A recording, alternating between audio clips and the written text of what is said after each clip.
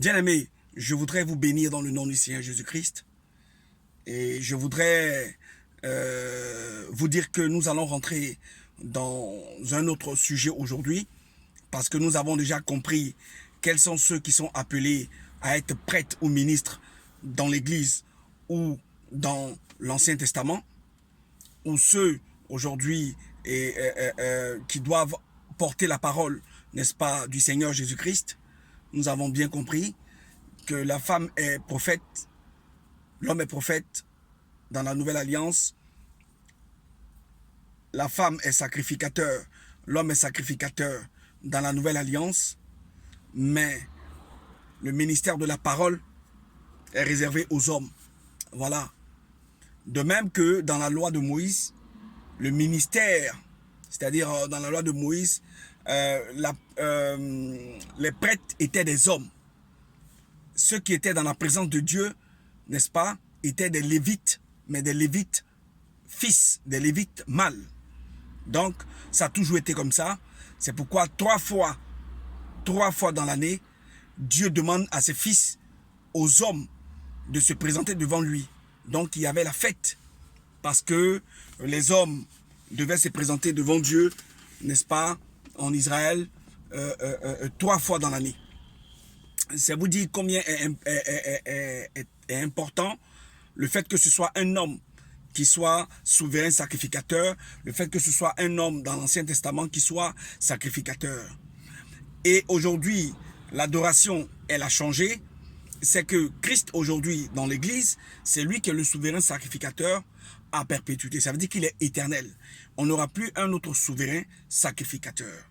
Maintenant, nous qui sommes appelés dans la maison de Dieu, qui avons reçu Saint-Esprit, l'Église, nous sommes devenus sacrificateurs, filles et garçons. Donc, le voile qui était entre les sacrificateurs et le souverain sacrificateur, parce que les fils d'Aaron n'avaient pas le droit d'entrer derrière le voile, quand Christ est venu, le voile est déchiré. Donc, les sacrificateurs ont accès, n'est-ce pas, à Christ. Ils ont accès, n'est-ce pas, à Dieu directement. Amen. Donc, nous avons parlé également du repas du Seigneur. Le corps du Christ, c'était le pain sans levain. Hein? Et puis, également, nous avons parlé de l'Église. Ce ne sont pas les bâtiments, mais c'est plutôt l'homme ou la femme dans laquelle le Seigneur habite. C'est ce qui est le mystère caché de tout temps, que Dieu avait caché à ses saints prophètes, révélé maintenant dans les derniers temps. Et cette révélation qui a été donnée à l'apôtre Paul se retrouve dans le livre de Colossiens 1, à partir du verset 27 à 28. Le mystère caché de tout temps, jamais révélé à ses saints, mais maintenant révélé, c'est que Christ habite dans notre cœur. C'est ce qui est l'espérance de la gloire. Parce qu'il est glorieux, il est entré dans la mort et il est revenu d'entre les morts. Et cette espérance-là est l'espérance de tous les saints et de toutes les saintes. C'est pourquoi nous allons nous retrouver, n'est-ce pas, à la résurrection, quand Christ va venir au millénium. La résurrection des morts fait partie de la doctrine de l'Église, dans le livre de Hébreux 6, verset 1. La résurrection des morts et le jugement éternel. Vous avez ça dans Hébreux 6, 1, jusqu'au verset 4. Donc, aujourd'hui, nous allons voir l'adoration. L'adoration. Comment on adore Dieu aujourd'hui? Comment on adore le Christ aujourd'hui qui a vaincu la mort, qui a détruit les œuvres du diable? Comment on l'adore? Est-ce qu'on l'adore comme Abraham? Est-ce qu'on l'adore comme David? Est-ce qu'on l'adore comme Moïse? Ou est-ce qu'on l'adore comme les apôtres l'ont fait? Voilà ce que je vais traiter aujourd'hui. Que Dieu me donne la force, qu'il m'en donne l'intelligence, puisque je puis tout par celui qui me fortifie, par l'Esprit de Dieu qui m'habite en ce moment. Amen. Donc, est-ce qu'aujourd'hui on adore Dieu? Est-ce que l'Église adore Dieu? Est-ce que les saints adorent Dieu comme Moïse adorait Dieu? Comme David adorait Dieu? Comme Abraham adorait Dieu? Comme les enfants d'Israël adoraient Dieu dans l'ancien temps, dans l'Ancien Testament? Et comment on adore Dieu aujourd'hui? Quel est le culte agréable à Dieu aujourd'hui? Bien aimé, c'est de ça que nous allons parler. Nous allons donner quelques révélations. Nous avons dit que nous parlerons prophétiquement et nous parlerons par révélation. C'est mieux pour comprendre l'origine des choses. Et puis, une fois que l'origine des choses est expliquée, on connaît le pourquoi et on a la réponse parce que. À partir de ce moment-là, celui qui continue dans ses adorations, il sait ce qu'il fait. Ce n'est pas nous qui allons le juger, mais c'est la parole de Dieu qui va le juger. Voilà. Donc, nous parlons à la maison de Dieu, ceux du dehors, parce que nous estimons que ceux qui sont fils de Dieu sont ceux qui ont reçu l'Esprit de Dieu. Celles qui sont filles de Dieu, c'est celles qui ont reçu l'Esprit de Dieu. Elles prophétisent. Elles ont l'esprit de discernement, de guérison, l'esprit de miracle. Elles ont le don de miracle. Elles ont le don de discernement, le don de guérison, le don de la foi. Voilà. Elles ont tous les dons que Dieu leur a donnés pour être glorifiés en lui, pour être glorifiées dans le nom du Seigneur, afin que la gloire à laquelle elles ont été appelées soit manifeste dans leur vie au regard, n'est-ce pas, de ce qui se passe. Donc, Moïse, d'abord je vais rappeler l'adoration. L'adoration, c'est venir à Dieu avec des sacrifices dans sa présence, afin que ces sacrifices-là, qui lui sont agréables, soient consumés par le feu. Voilà. Dieu répond, quand un sacrifice, un holocauste lui est agréable, il répond en consumant le sacrifice ou l'holocauste par le feu. Parce qu'il est un feu dévorant. Donc, rappelez-vous dans le livre de Genèse, il y a eu deux enfants, deux frères, Caïn et Abel, qui ont présenté leur holocauste, qui ont présenté leur sacrifice à Dieu. Caïn a présenté les produits de la terre, les prémices, et Abel a présenté les prémices, n'est-ce pas, de son troupeau. Voilà. Donc, Dieu a agréé l'offrande d'Abel. C'est ce qui lui a valu la jalousie de Caïn jusqu'à aller au meurtre. Mais, ici vous avez quoi? Vous avez une explication de ce qui peut être agréable à Dieu ou ce qui ne peut pas être agréable à Dieu. Je vous ramène encore à Genèse. Ça veut dire que quand on est imitateur de quelqu'un, on fait ce qu'il fait. On reste dans la révélation et on fait comme il a fait. Je m'en vais simplement poser la question aux enfants de Dieu. Quel est le sacrifice que Dieu a fait quand Adam et Ève se sont retrouvés dans le jardin après avoir mangé le fruit défendu? Ils se sont retrouvés nus. Quel est le sacrifice que le Seigneur a fait pour qu'ils puissent être, n'est-ce pas, ils puissent sortir, n'est-ce pas, du jardin? Il a fait un sacrifice d'animal. Voilà. Il a fait un sacrifice et il a pris la peau de ces animaux-là pour les recouvrir. Donc, c'est le même sacrifice que Abel a fait. Il a offert des brebis au Seigneur, les prémices. Ça a été agréable à Dieu. On ne peut pas faire quelque chose d'agréable en dehors de la volonté de Dieu. C'est pas possible.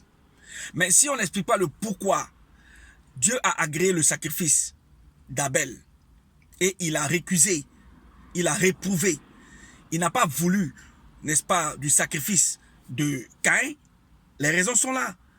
En plus, Caïn, Dieu a maudit la terre et tu ramènes les fruits de la terre à Dieu. Donc, c'est d'abord ce principe-là qu'il faut poser. Qu'est-ce qui peut être agréable à Dieu ou qu'est-ce qui a été agréable à Dieu dans les âges? L'offrande, le sacrifice d'Abel a été agréable à Dieu. Voilà. C'est le même sacrifice que, que Noé aussi a fait. Noé a fait le sacrifice et Dieu lui a fait l'alliance. Quand Dieu a consumé le sacrifice, il a fait l'alliance avec Noé en lui montrant, qu'on appelle ça, l'arc-en-ciel. Donc, c'était agréable à Dieu. Donc, il faut rester dans cette vanne-là, dans cet élan-là, pour que Dieu agrée. Quand Abraham est venu, il a offert, n'est-ce pas, chaque fois quand l'Éternel venait le voir, il a offert un chevreau, voilà, il a offert un bélier, et Dieu lui a demandé d'offrir son fils. C'était le sacrifice agréable à Dieu.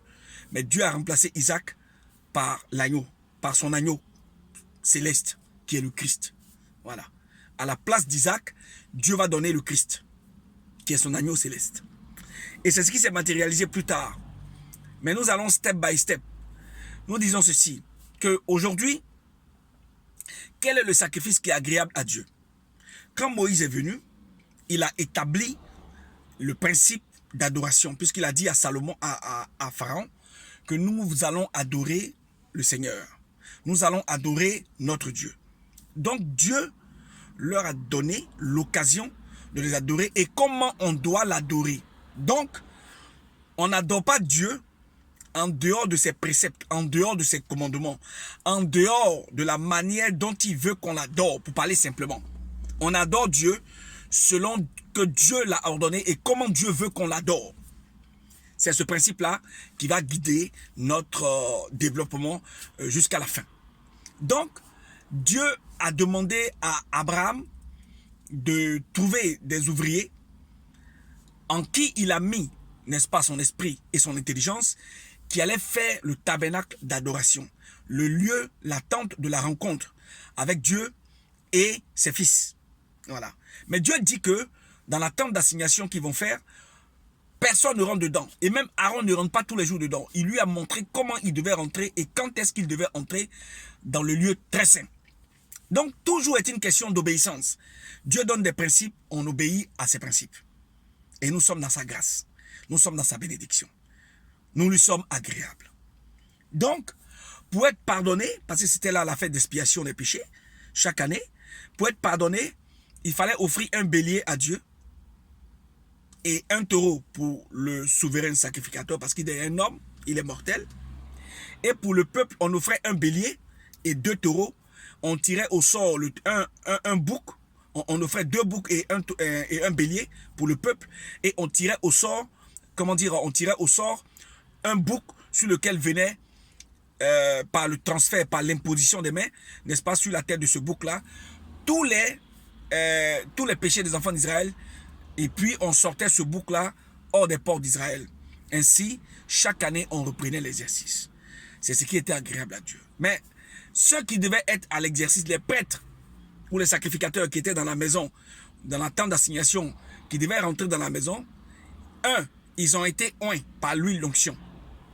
L'huile d'onction représentait l'esprit de Dieu, donc l'Esprit Saint. Et il fallait composer l'huile d'onction. Mais qui a composé l'huile d'onction? C'est un enfant de la tribu de Juda qui s'appelle Betsalil. Vous l'avez dans le livre de Exode 31. Vous avez ça. Donc, l'huile a été définie par Moïse, mais composée par Betsalil, un enfant de la tribu de Juda. Donc, c'est très important de savoir ça. Ensuite, on ne pouvait pas entrer dans la tente d'assignation. Aaron a été oint, ses 2 fils, Nadab et Abihu, ont été oints pour être sacrificateurs. Parce que Aaron avait 3 fils et des filles. Voilà. Donc, ce sont les fils seulement de Aaron qui sont rentrés dans le lieu saint en tant que sacrificateurs. Et non les filles. Et regardez, Betsalil va faire également le parfum, selon l'ordre, n'est-ce pas, du parfumeur, qui est l'Éternel.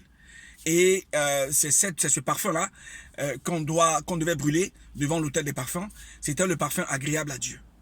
Voilà comment ça s'est passé. Il y avait l'autel des parfums et l'autel des holocaustes et des sacrifices. Et donc, on ne pouvait pas brûler un autre parfum que ce que Dieu avait composé. Je mets une petite parenthèse. Les sacrificateurs qui étaient oints et qui étaient habilités à rentrer dans la tente d'assignation, mal leur a pris d'aller prendre un autre parfum à l'extérieur, un brasier étranger. Je suis dans le livre de Lévitique 10, et pour venir le brûler sur l'autel des parfums. Ils ont été consumés. Pourtant, ils avaient les l'éphod, ils avaient les vêtements sacerdotaux, Ils avaient lavé leurs mains et leurs pieds dans la cuve d'airain. Ils avaient l'huile d'onction sur eux, qui définissait qu'ils étaient au service de Dieu. Mais ils sont morts. Ils sont morts. Pourquoi ils sont morts? Parce qu'ils sont venus avec quelque chose d'étranger à l'adoration de Dieu. Donc, on ne vient pas dans la maison de Dieu avec un autre parfum que ce que lui-même il a prescrit et il a fait des mains de Betsalil. Parce que c'est le Seigneur qui a mis sa sagesse et son intelligence en Betsalil pour qu'il fasse exactement comme il le veut. Donc il n'y a pas d'erreur. Amen. Maintenant, cette adoration-là, elle va continuer. D'accord? Dieu a demandé que dans l'arche, on mette le bâton de Aaron qui a poussé. On mette les 2 tables que Moïse a ramenées de la montagne de Sinaï, de la montagne d'Horeb. Et on mette également les pains de proposition que Dieu avait fait tomber dans le désert pour nourrir les enfants d'Israël, en guise de souvenir. Donc ces objets-là étaient dedans. Mais nous allons maintenant voir comment cela se faisait. C'est-à-dire que si aujourd'hui, après que Moïse ait établi l'adoration de Dieu, est-ce que quand David est venu, David a continué d'adorer Dieu de cette façon-là? Donc, il y avait les Lévites. C'est seulement les Lévites qui peuvent être sacrificateurs et c'est la descendance d'Aaron seul qui pouvait être souverain sacrificateur. Voilà comment ça se passait. Voilà comment ça se passait. Donc, tous les Lévites ont été donnés à Aaron comme une offrande agréable à Dieu, comme une offrande à Dieu. Aaron a reçu les Lévites pour qu'ils soient à son service. Dieu le lui a donné, le lui a donné comme étant sa possession. Donc les Lévites étaient au service d'Aaron et Aaron était au service de Moïse. Moïse était au service de Dieu. Donc Aaron est prophète de Moïse. Ils sont tous au service de Moïse. Voilà comment ça se passait. Donc aujourd'hui, David va rentrer. Il va adorer Dieu comme les anciens l'ont établi. Mais David va faire une erreur. Il va oublier qu'on n'adore pas Dieu comme on veut. Parce que Dieu dit que son arche, quand ça doit sortir de la tente, ça doit être porté par les Lévites seulement. Et ils sont aidés par les Kéatites qui portent les manches, n'est-ce pas, les 4 manches, n'est-ce pas, les 4 pieds de l'arche de Dieu. Donc, si ce n'est pas les Lévites ou les Kéatites, et les Kéatites, personne d'autre en Israël, ni les enfants de Ruben, ni les enfants d'Isaacar, ni les enfants de Dan, personne d'autre à part les Lévites ne peut porter l'arche de Dieu. C'est-à-dire que si vous touchez à l'arche, vous êtes en dehors de la volonté de Dieu. C'est ce qui est arrivé à Uza. Uza, dans le livre de 2 Samuel 6, voulait adorer Dieu en dehors de la volonté de Dieu. Vous me direz que c'est David qui l'a induit en erreur parce qu'il est allé chercher l'arche de Dieu pour le déplacer d'un point A à un point B.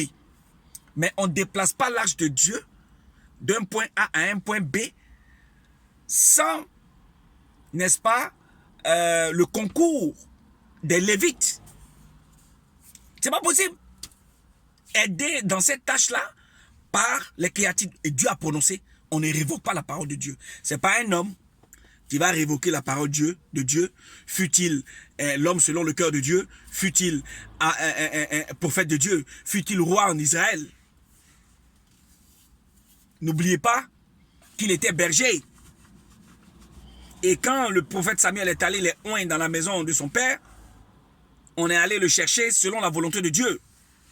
Voilà, donc c'est Dieu qui est au commencement et c'est Dieu qui est à la fin. On suit les préceptes et les commandements de Dieu. On ne fait pas autrement. Et David a fait autrement. Il a mis l'arche de Dieu dans un char neuf et il a attelé là à des taureaux et il a commencé à prendre l'arche. Les gens dansaient, ça chantait et tout ça. Mais l'arche de Dieu a failli tomber. Et Uza qui était là, qui ne voulait pas que l'arche tombe, a voulu toucher, n'est-ce pas, l'arche, a attrapé l'arche pour que l'arche ne tombe pas. Mais Dieu l'a consumé, il est brûlé, il est devenu de la cendre devant David. Et c'est là que David va se rendre compte que Ce qu'il a fait était mauvais. Ce n'était pas l'adoration de Dieu. C'était aucunement le commandement de Dieu. Donc, il va demander aux Lévites de venir et il va reconnaître publiquement qu'il a mal agi. Mal agi, ça veut dire qu'il n'a pas été agréable à Dieu. Donc, on continue pour savoir si aujourd'hui dans l'église, comment on adore Dieu dans l'église pour lui être agréable. Sous Moïse, il fallait avoir l'huile d'onction. Il fallait avoir l'huile d'onction. Il fallait être recouvert d'huile d'onction. Mais l'huile d'onction ne peut pas toucher un homme. Jamais. Exode 20. Exode 30. Verset 22. L'huile d'onction ne peut pas toucher un homme en dehors de ceux qui viennent au service de Dieu. Parce que si l'huile d'onction touchait quelqu'un, Exode 30, pardon, verset 22, il mourrait. Donc, on ne pouvait pas mettre l'huile d'onction sur quelqu'un. Aujourd'hui, on voit que les gens prennent l'huile d'onction, ils vont acheter ça en Israël, ils disent qu'ils ont eu de l'huile d'onction, il y en a qui fabriquent l'eau bénite, ils disent que c'est l'eau bénite. Ça ne marche pas comme ça. Vous les hommes, Dieu a mis en place son adoration. Et l'adoration de Dieu là, vous ne voulez pas suivre, vous voulez faire vous-même vos propres adorations. Voilà David, roi d'Israël, homme selon le cœur de Dieu, qui veut adorer Dieu en dehors du commandement de Dieu et qui va prendre l'arche de Dieu, il va le faire porter par un chat avec des taureaux. C'est la folie. Uza a voulu toucher l'arche et Uza a été consumé. Mais David a reconnu publiquement qu'il a mal agi. Donc, celui qui reconnaît qu'il a mal agi est pardonné. Une faute reconnue est déjà à moitié pardonnée. Donc, il a été pardonné. Donc, pour continuer, est-ce qu'on adore Dieu comme les gens adoraient Dieu avant, de cette façon-là? Je dis non. C'est pas possible qu'on adore Dieu comme Moïse adorait Dieu, comme David adorait Dieu. David avait organisé l'adoration de Dieu. Il avait un chef de chantre. Un chef de chantre, il s'appelle Asaph. Asaph prophétisait également. Et donc, vous avez les psaumes de David. Vous avez les psaumes de David. Et vous avez Asaph également qui parle dans les psaumes de David. En tant que chef de chantre, on chantait, on jouait de la cymbale, des luttes et tout ça. On dansait. Mais est-ce qu'aujourd'hui, on adore Dieu comme ça? Voilà la question que je pose à ceux qui ont la charge de paître les brebis du Seigneur. Donc, ils pèsent les brebis du Seigneur, ils sont prêtres. C'est ça que ça veut dire. Ils sont pasteurs, ils sont évêques dans la maison de Dieu. Ils ont la charge des ministères, parce qu'il y a 5 ministères. Dans le livre de Éphésiens 4, 11, il y a le ministère de l'apôtre, le ministère du prophète, le ministère de l'évangéliste, le ministère du pasteur et le ministère du docteur. Voilà un peu comment aujourd'hui Dieu a organisé la maison au travers du Christ. Donc, l'Esprit est donné. Comment devons-nous adorer Dieu dans la nouvelle alliance, dans l'église de Dieu? Dieu a donné et il a parlé puissamment au travers de ses oints. Il a parlé au travers de Paul, au travers de l'apôtre Pierre, qui était l'apôtre des Juifs, Paul qui était l'apôtre des païens. Et l'apôtre Pierre a parlé dans le livre de 1 Pierre 5, à partir du verset 1. Comment paître les brebis du Seigneur? Et il a parlé. Et Paul a dit dans le livre de 1 Corinthiens 14, 26, comment organiser le culte, n'est-ce pas, qui soit agréable à Dieu. Il y a des cantiques. Si quelqu'un a un cantique, il donne. Des hymnes. Si quelqu'un a une prophétie, il la donne. Et ainsi de suite. Et les prophètes parlent les uns après les autres. Celui qui a une langue, il la donne. Mais la langue, on doit interpréter absolument. Sinon, on se tait. Tout est donné. Mais qu'est-ce que les gens font aujourd'hui dans la maison de Dieu? Ils font le contraire. Ils vont faire l'adoration de David, l'adoration de Moïse dans l'église. Vous les voyez aujourd'hui sur les réseaux sociaux. Ça danse. Il a dit que le monde est entré dans l'église.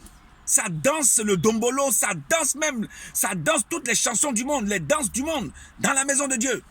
Et ils disent qu'ils adorent Dieux comme ça, qu'ils imitent David. Mais David a parlé de qui? David a parlé de son Seigneur. Le Seigneur de David, c'est le Christ. Jésus-Christ dit quoi? Dans le livre de Jean 4, verset 24. Il dit que les vrais adorateurs vont adorer Dieu en esprit et en vérité. Pourquoi? Parce que Dieu est esprit. Voilà. C'est pourquoi on adore Dieu en esprit et en vérité. Il y a deux mots ici qu'il faut retenir. Esprit, en esprit et en vérité. En esprit, parce que c'est l'Esprit Saint qu'on a reçu en tant qu'Église qui adore Dieu. C'est pas quelqu'un d'autre, c'est l'Esprit là qui adore Dieu. Ensuite, en vérité, parce que la parole que Dieu a fait habiter en nous, c'est cette parole-là qui loue le Seigneur. Parce que dans le livre d'Osée 14, 2, la parole déclare ceci, que venez à moi avec la louange de vos lèvres. C'est ce qui est repris par l'apôtre Paul dans le livre d'Hébreux 13, verset 15. Un sacrifice de louange qui soit agréable à Dieu. Venez avec des paroles. Venez à moi avec des paroles, avec des hymnes, avec des langues, des paroles des prophéties. Voilà. La prophétie, c'est Dieu qui parle lui-même, au travers de la personne sainte à qui il a donné, n'est-ce pas, cette tâche, cette gloire-là, pour parler en son nom. Amen. Donc, on n'adore pas Dieu avec des tam-tams, des cymbales et tout ça, puisque dans le livre de Amos, Dieu reprouve ces pratiques-là. Amos 5, verset 21, 22, 23 jusqu'à 25. Dieu dit qu'il réprouve nos holocaustes. Les holocaustes, il les réprouve. C'est ce qui est écrit encore dans le livre de Ésaïe 66, verset 3. Dieu n'aime pas les sacrifices d'agneaux que vous faites. Il réprouve les sacrifices de taureaux que vous faites. Il réprouve également les encens que vous brûlez. Dieu va faire venir son agneau. C'est le Christ qui va donner pour la rémission des péchés et pour le pardon des péchés. Voilà. Dieu va faire venir son agneau, le Christ qui est un parfum de bonne odeur pour lui. C'est le Christ qui est le parfum de bonne odeur pour Dieu. Il est agréable à Dieu. Donc quiconque a Christ est agréable à Dieu quand il loue le Seigneur par la louange de ses lèvres. Et Dieu agrée. Voilà. Et donc, l'agneau de Dieu est offert. Et donc, nous devons avoir, n'est-ce pas, cette conduite-là dans la maison de Dieu. Et Dieu dit que nous devons être charitables. Voilà. La charité dans l'église, ce n'est pas les offrandes, ce n'est pas les offrandes volontaires. Ou les dîmes, ou les holocaustes, les sacrifices d'agneaux, les sacrifices de taureaux, les sacrifices de boucs, les sacrifices de chevaux. Tout ça, c'est fini. Il y a un sacrifice d'agneau qui a été fait.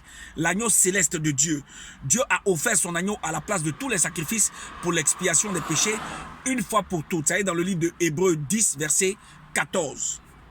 Nous avons été sanctifiés par l'offrande du corps du Christ, une fois pour toutes. C'est lui qui est l'agneau de Dieu, agréable à Dieu. Donc, si nous nous présentons devant Dieu, sans avoir l'esprit de Dieu, l'esprit de Jésus, sans être scellés par le Saint-Esprit, tout ce que nous ferons ne sera jamais agréable à Dieu.